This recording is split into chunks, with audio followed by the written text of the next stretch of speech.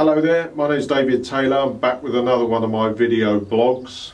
Now, one thing that we do often see in the early part of the spring, particularly on the zonal types and to a lesser extent the regal and the angel types as well, is this hard reddening of the leaves.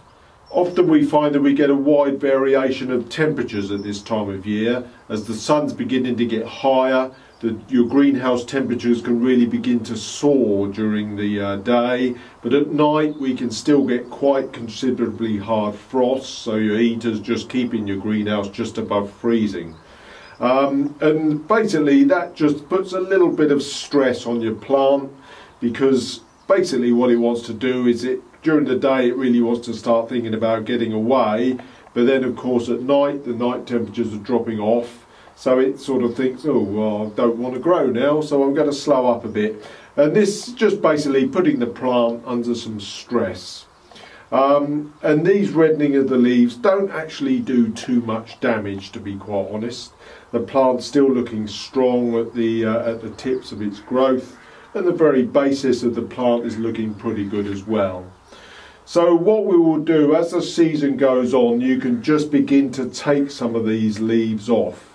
I mean, I'm actually going to just stop this plant, but I'll take a few of these leaves off while I go about that.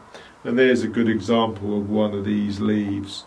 It's got the good reddening at the edges, and that just shows that the plant's just under a little bit of stress.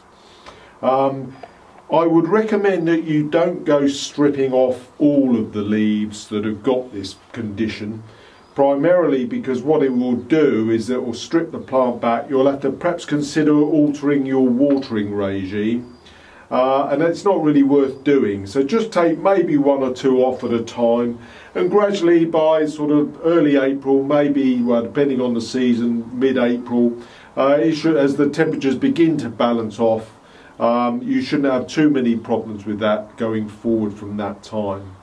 So it's just something that's worth persevering with, and it'll grow out, and I wouldn't worry about it too much.